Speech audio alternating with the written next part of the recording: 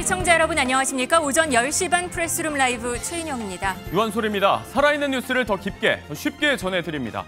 먼저 오늘의 뉴스 네컷입니다.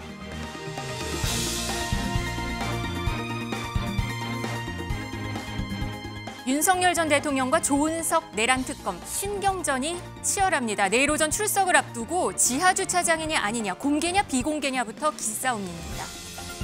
최혜병 특검의 핵심 피의자인 임성근 전 해병대 1사단장. 어제 갑자기 특검에 나타났는데요. 사무실을 찾아다니다가 결국 관리인에게 제지당했습니다.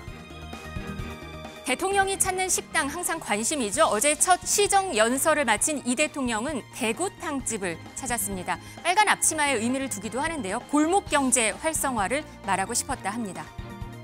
북한 원산 갈마지구 준공식에서 1년 반 만의 모습을 드러낸 리설주 화제입니다. 다만 나란히 선 김정은과 딸 주혜로부터 몇 발짝 떨어진 채였는데요. 프레스룸 라이브 오늘은 이 소식부터입니다. 강재묵 기자의 보도 보시고 이야기 나눠보겠습니다. 김정은 국무위원장과 딸 주혜가 길에 나서자 김 위원장의 아내 리설주가 자세를 가다듬습니다. 강원도 원산 갈마해안관광지구 준공식에 참석한 건데 김 위원장 부녀가 주목을 받도록 자신은 한 발짝 뒤에 머무는 모습이 확인됩니다. 김 위원장의 딸 주혜가 보다 격식을 차리게 함으로써 백두혈통의 의미를 부각하려는 의도가 담겼다는 분석입니다. 김정은 동지께서 도착하시자 폭풍 같은 만세 환호성이 하늘 땅을 진감했습니다. 창조와 건설의 거장 친근하신 오보이를 우러러 김 위원장의 아내 리설주가 공개적으로 모습을 보인 것은 지난해 1월 이후 약 1년 반 만입니다.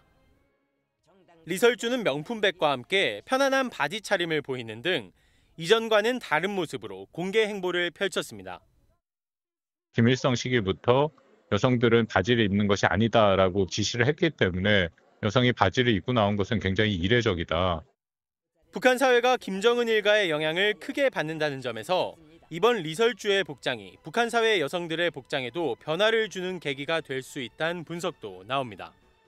MBN 뉴스 강재묵입니다. 네, 프레스룸 라이브 오늘은 어제 눈길을 끌었던 이 소식부터입니다. 관련해서 이승훈 더불어민주당 전략기획 부위원장 그리고 호준석 국민의힘 대변인 두 분 나오셨습니다. 어서 오세요. 안녕하세요. 안녕하세요. 북한이 10년간 공을 들였던 원산 갈마 해안 관광지구의 모습이 어제 공개가 됐습니다.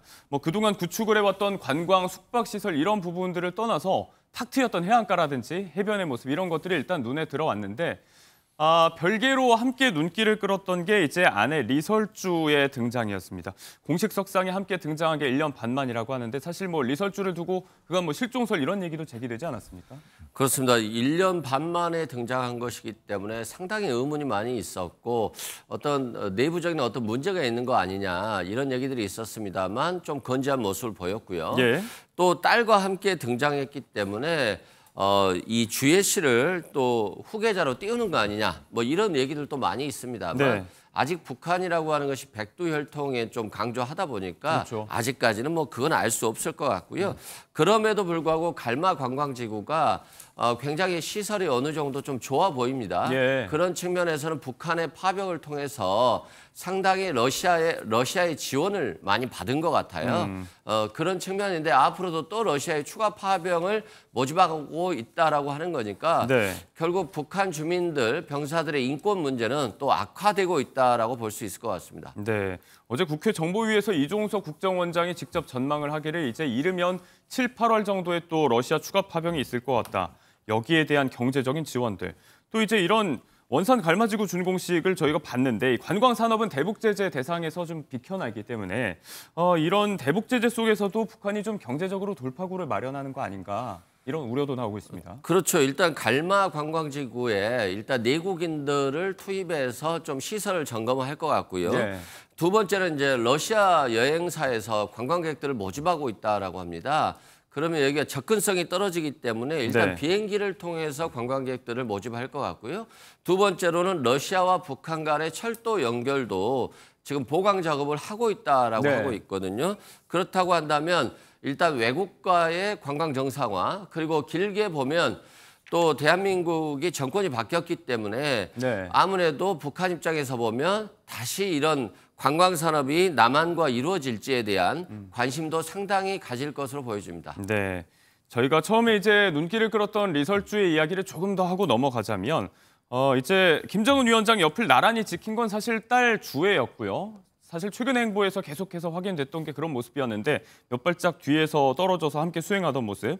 말씀하신 대로 이제 4대 세습 후계 구조 구도 굳히기 아니냐 이런 분석도 나오고 있고 또 모녀가 착용한 명품 시계 핸드백 이런 것들도 어제 언론을 통해서 화제가 많이 됐었습니다. 뭐 수백에서 수천만 원 상당이다 이렇게 분석이 나오고 있는데 대북 제재 얘기를 했지만 사실 이런 사치품 반입이 대북 제재로 막혀 있지 않습니까? 네네. 네, 그럼에도 불구하고 이렇게 버젓이 착용하고 나온 모습 저희가 뭐 어떤 의미로 해석하면 될까요? 우선 뭐 그 김주의 후계 구도는 이미 이제 명확해졌다 이렇게 네. 보여지고요. 그다음에 이제 제가 생각하는 그 차관점은 그렇습니다. 지금 북한에 휴대전화가 몇 대 보급되어 있는지 아십니까? 750만 대 정도로 이제 추정이 됩니다. 예. 보급률이 40%가 넘는다고 하고요. 평양에는 70%가 넘는다고 합니다. 그러니까 북한 주민들이 저 장면들을 이미 다 보고 있다는 얘기예요. 네. 과거와는 이제 판이하게 다른 겁니다. 이미 정보가 다 공개되고 유통이 되고 있는데 지금도 북한에는 굶어 죽고 있는 주민들도 많고 많은 주민들이 인권 그 유린을 당하고 있는데 네.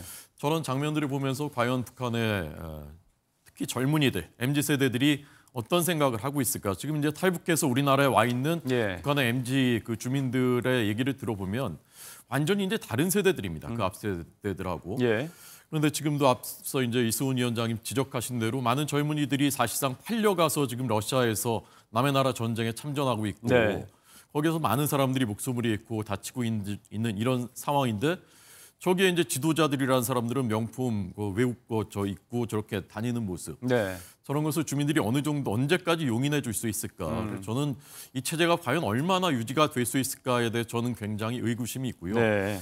이런 상황에서 지금 우리 새 정부가 통일부라는 명칭을 바꾸겠다. 이제 통일을 마치 포기한 것 같은 그런 북한 주민들한테는 그런 인상을 주고 북한 김정은 체제가 두 국가론을 제기한 다음에 거기에 이제 보조를 맞추는 것으로 받아들여지거든요. 네. 이런 것은 굉장히 우려되는 그 방향으로 가서는 안 된다라는 말씀드리고 싶습니다. 네. 이런 사치품 착용이 이제 대북 제재에도 우리는 굳건하다, 대외적인 메시지가 아니냐라는 분석도 있었는데 이것과는 별개로 내부 주민들에게 어떻게 비칠지 이런 부분에 대한 우려까지 있었습니다. 북미 관계 이야기로 좀 해보자면 이제 원산 갈마지구 준공식을 통해서 이제 그 모습이 공개가 됐는데 트럼프 대통령이 2기 취임식 첫날에 밝힌 이야기가 있습니다. 북한이 아름다운 해안가, 어마어마한 콘도 역량을 가지고 있다 이런 얘기를 직접 하면서 주목을 받기도 했었는데 이른바 이 스몰 딜, 대북 제재에 빠져있는 이런 관광 산업을 지렛대로 삼아서 향후 미국과 북한의 대화 재개 가능성, 핵 협상에 어떤 물꼬를 틀 거다 이런 전망도 나오고 있거든요. 그러니까 트럼프 대통령은 원래 이제 부동산 개발업자 출신이에요. 그래서 트럼프 타워부터 비즈니스를 시작했지 않습니까? 예. 그러니까 저런 게 눈에 보이는 겁니다. 그래서 심지어는 이제 중동의 가자 지구도 거기 휴양지로 만들겠다고 했었잖아요.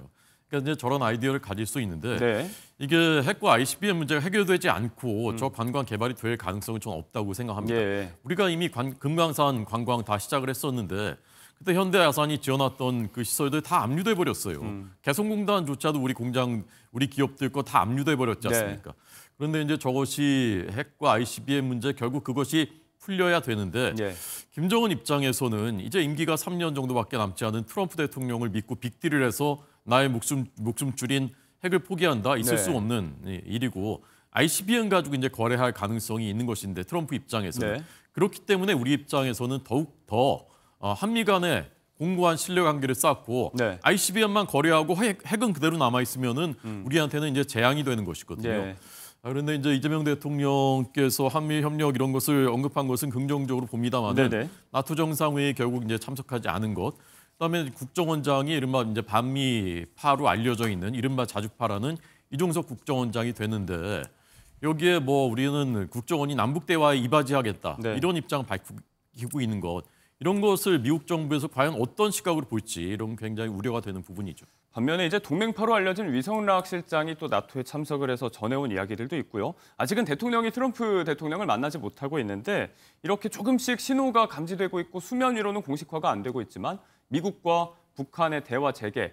이 국면에서 우리가 또 소외되지 않기 위해서는 좀 적정한 시점에 스텝을 취해야 될 것 같다. 이런 이야기도 나오고 있습니다. 그런데 뭐 트럼프 대통령이 좀 독특한 분이잖아요. 그 공을 자신이 다 가지려고 하기 때문에 아마도 대한민국에 대해서는 크게 생각을 안 할 가능성이 있고 북한도 문재인 정부에서 많은 대화를 나눴습니다만 사실상 유엔 제재라든가 미국에서 제재하면 아무것도 할 수 없다는 걸 보여줬기 때문에 트럼프 대통령과 좀 직접적인 대화를 원할 것으로 보여집니다.